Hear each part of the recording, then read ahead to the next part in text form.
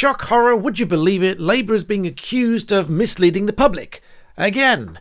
This time, again, over VAT on school fees. So a little bit about that in this video. But also for the critics, because I know you still watch, I'll talk about VAT in general and actually back up the reason I think VAT should not apply to education. I mean, it never has, but now they are adding it. Well, they've added it since the 1st of January.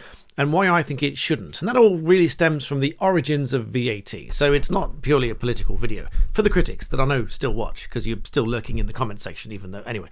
So if you're new to me, I'm Daniel Shensmith, a barrister of England and Wales. I say it as it is. I explain the law and how it applies to current events.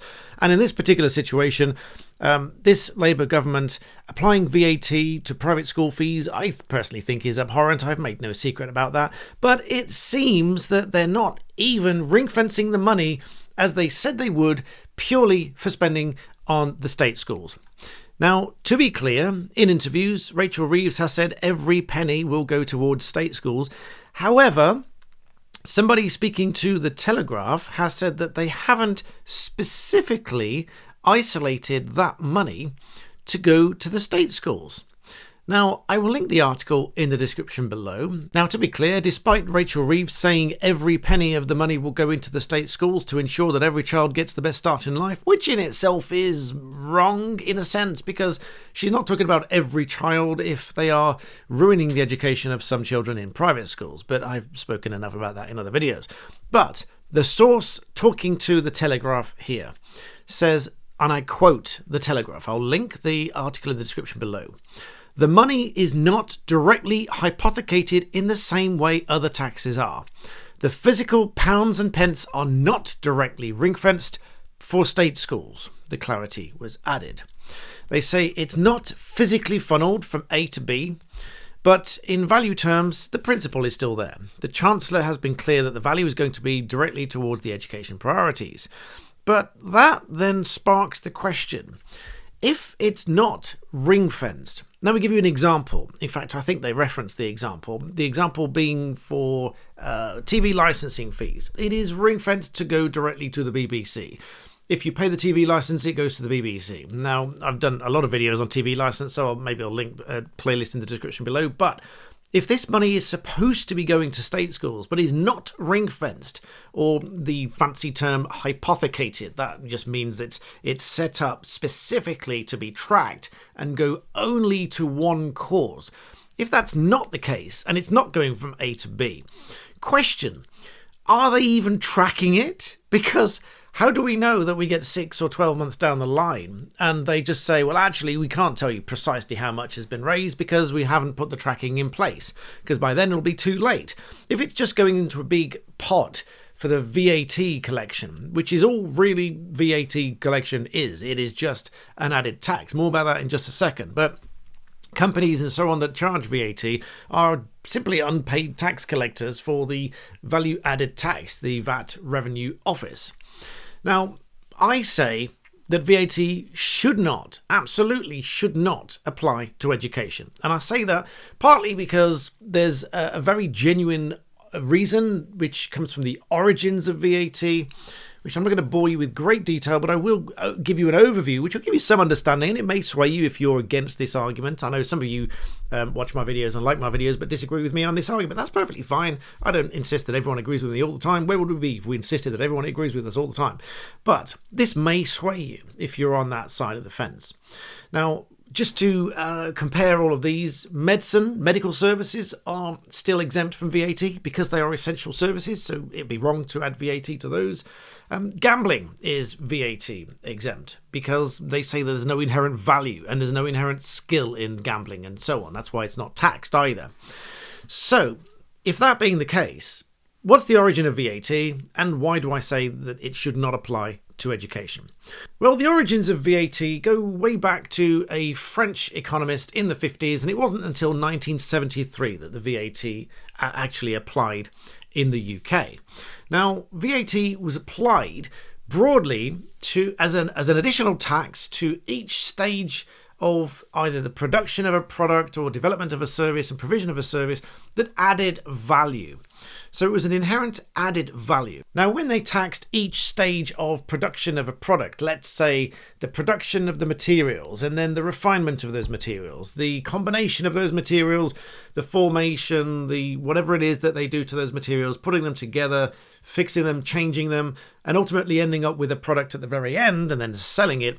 Each of those stages was taxed. So they decided to add a tax to each of those stages. And what they realized is that there was tax being paid on tax. So you get the price A, and there was a tax applied to it. So call it tax A. Another step along the production line, let's call it B. Stage B then had a tax applied to it. But then obviously they realized this was a compounding tax, because tax B was applied on top of the tax that was already paid on stage A. So you've got tax B, which is a tax paid essentially on top of tax A. If you have a third stage, stage C, that is taxed with tax C, that is then taxing both tax B and tax A and so on.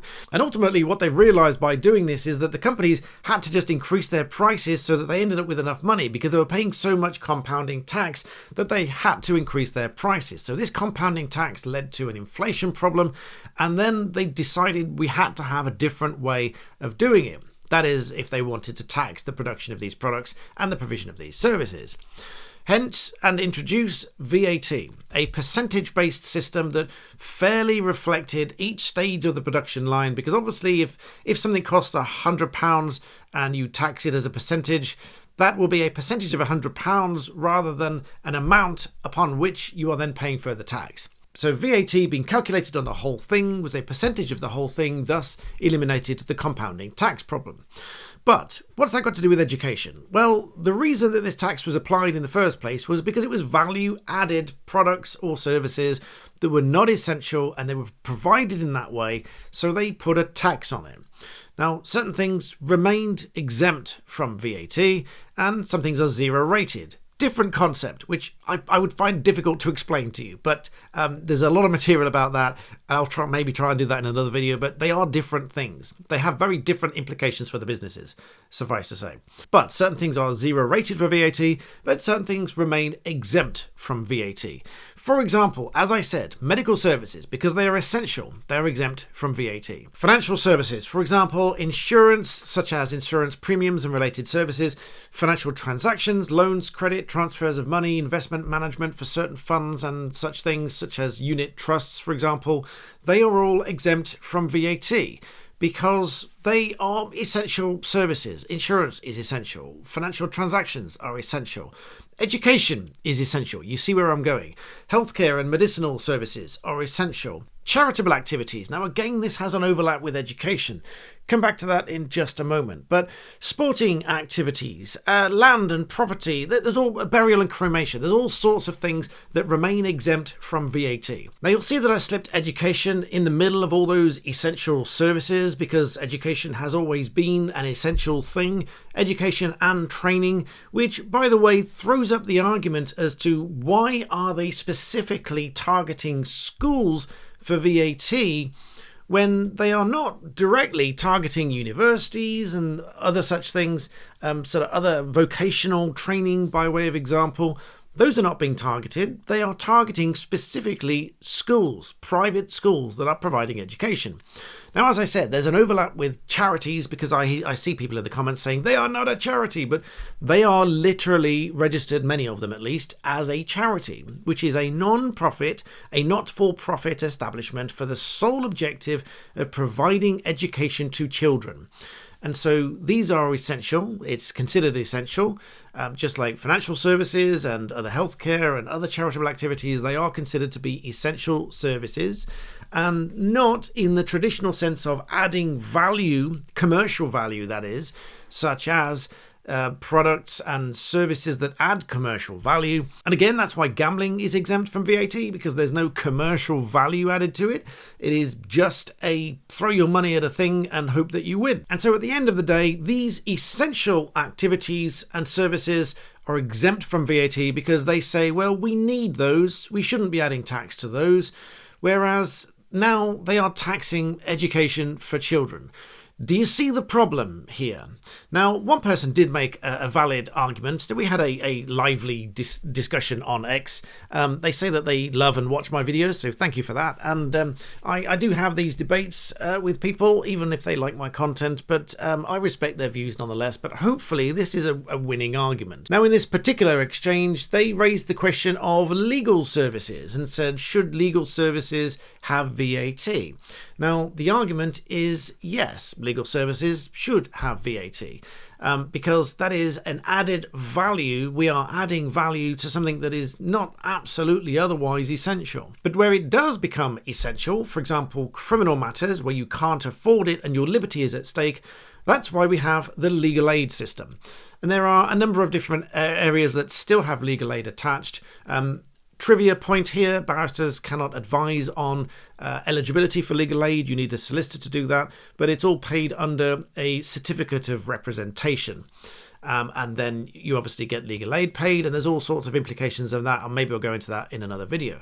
But that is where it is covered if you cannot afford it, and it is deemed to be essential to you because your liberty is at stake. But otherwise, if you want to pay the private legal representation instead of the legal aid, which is a matter for you, again, you need to seek legal advice from a solicitor for legal aid purposes. Don't rely on this video. But if you do that, then you pay the VAT. If the barrister or the solicitor is registered for VAT, because there's a VAT threshold, and it's beyond that threshold of turnover that they consider it to be a commercial activity that is turning over sufficient commercial value, and your turnover threshold is sufficient to warrant the registration for VAT. They register for VAT, then they apply VAT to all their services.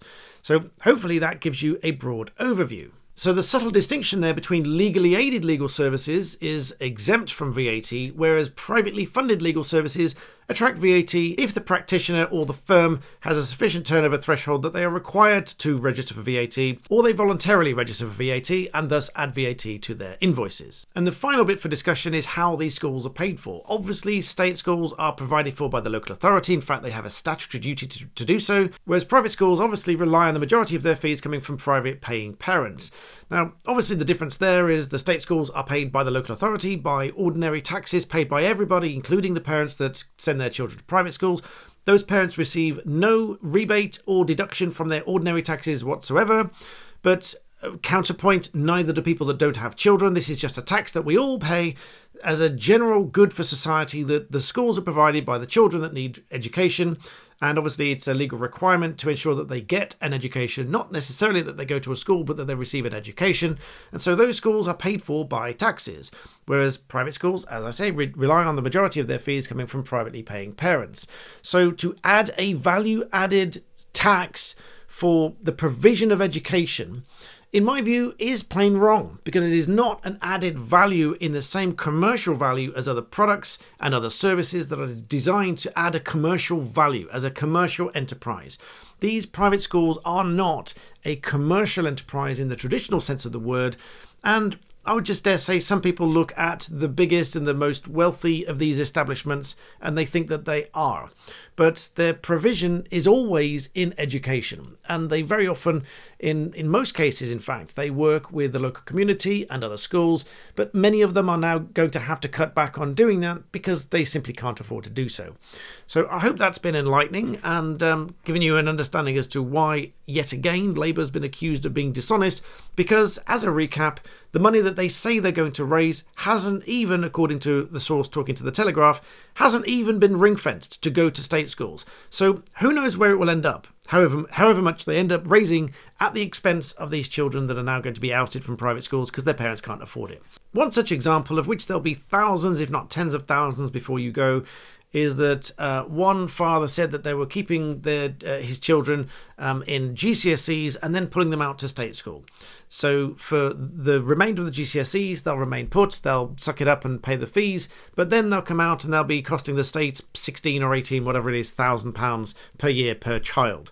So that will flat out nullify any tax raised from the remainder of the GCSE years because they're halfway through GCSEs, and instead will cost the state 16 or 18,000 pounds wherever they're living. It'll be in the region of that amount of money. So there you go. This is going to be a policy that I think will collapse in on itself, and I think it will go down in history as one of the most evil taxes and policies that we've ever seen. But with that, leave me your comments and thoughts below. Do subscribe to the channel. I am independent. I depend on you.